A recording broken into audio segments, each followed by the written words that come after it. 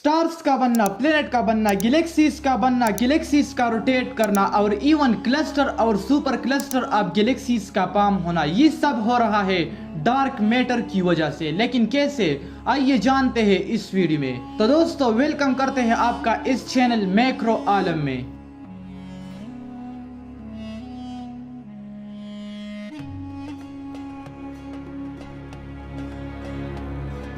जैसे कि हमने पहले वीडियोस में भी जाना कि कैसे ये नजर ना आने वाला मैटर हमारे कायनात में अहम रोल प्ले करता है। ये डार्क मैटर हर प्लेनेट, हर स्टार और हर गैलेक्सी पर इवन पूरी कायनात को असरअंदाज करती है। डार्क मैटर के डिस्कवर होने से पहले माहिरीन ये सोचते थे कि ऑलमोस्ट साइंस की फील्ड को हम पूरा डिस्कवर कर चुके हैं, लेकिन जब डार्क मैटर सामने आया और हमने ये जाना कि हमारा 90% यूनिवर्स डार्क मैटर से बना है, तो माहिरीन को अंदाजा हुआ कि ये तो साइंस की अभी शुरुआत है। हमारी कायनात में हर एक गैलेक्सी में अरबों खरबों प्लैनेट्स और स्टार्स होते हैं और इसमें हर एक स्टार हमारी जमीन से लाखों से लेकर अरबों गुना तक साइज में बड़े होते हैं। इसके अलावा एक गैलेक्सी में इंतहाई बड़े बड़े ब्लैक होल्स बड़ी तादाद में मौजूद होते हैं। लेकिन दोस्तों हैरानी की बात यह है कि फिर भी ये सब मिलकर गैलेक्सी में 10 to 5% तक इसका मास बनाती है। 90% गैलेक्सी का मास तो डार्क मैटर से आता है।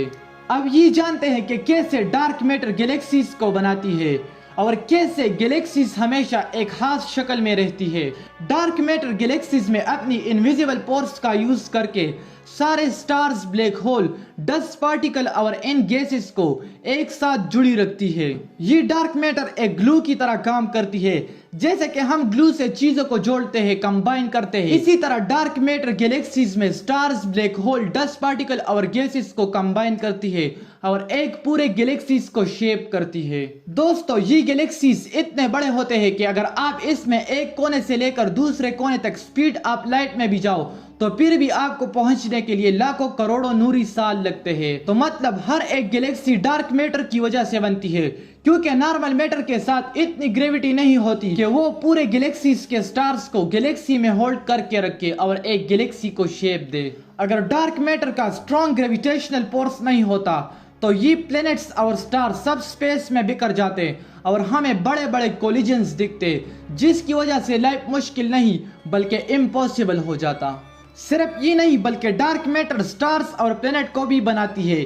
जैसे कि हम जानते हैं कि स्टार्स तब बनते हैं जब स्पेस में डस्ट पार्टिकल और गैसेस कंबाइन होते हैं, तो ये स्टार्स को बनाते हैं। मगर डस्ट पार्टिकल और गैस को कंबाइन करने के लिए एक स्ट्रॉन्ग ग्रेविटेशनल फोर्स चाहिए होता है, लेकिन नॉर्मल मैटर के साथ इतना स्ट्रॉन्ग ग्रेविटेशनल फोर्स नहीं होता कि वो डस्ट पार्टिकल और गैसेस को मिलकर कंबाइन करे और स्टार्स और प्लेनेट को बनाए। लेकिन फिर डार्क मैटर अपनी स्ट्रॉन्ग ग्रेविटेशनल फोर्स का यूज करके इन डस्ट पार्टिकल और गैसेस को कंबाइन करती है और स्टार्स का फॉर्मेशन करती है। दोस्तों आप इस वीडियो में इस गैलेक्सी के रोटेशन को देख सकते हैं कि कैसे ये गैलेक्सी एक खास पेन के शक्ल में घूम रही है। पहले माहिरीन ये सोचते थे कि ये रोटेशन गैलेक्टिक सेंटर के ग्रेविटी की वजह से होता है, लेकिन जब हबल टेलीस्कोप ने स्पेस में अपनी आंख खोली तब हमें अंदाजा हुआ कि ठीक है गैलेक्टिक सेंटर में एक्सट्रीमली स्ट्रॉन्ग ग्रेविटी मौजूद होता है, लेकिन फिर भी ये पूरे गैलेक्सी को रोटेट करने की ताकत नहीं रखती। फिर माहिरीन को अंदाजा हुआ कि हर एक गैलेक्सी में डार्क मैटर इंतहाई बड़े पैमाने पर डिस्ट्रीब्यूटेड फॉर्म में मौजूद होता है और ये डार्क मैटर हर एक स्टार को एक इनविजिबल फोर्स दे रहा है, जिसकी वजह से हर एक स्टार रोटेट कर रहा है। ये फोर्स ऐसे होता है जैसे कि हम किसी को धक्का देते हैं, जिसकी वजह से पूरा गैलेक्सी रोटेट करता है। और दोस्तों एक इंटरेस्टिंग बात यह है कि डार्क मैटर सिर्फ स्टार्स को गैलेक्सी में जुड़ी नहीं रखती बल्कि ये गैलेक्सीज को भी एक दूसरे से फोर्स के साथ कनेक्ट करती है और गैलेक्सीज के इस कॉम्बिनेशन से क्लस्टर्स बनते हैं। फिर मजीद ये क्लस्टर डार्क मैटर की वजह से कंबाइन होते हैं और सुपर क्लस्टर्स बनते हैं और इस सुपर क्लस्टर से फिर हमारा यूनिवर्स बनता है।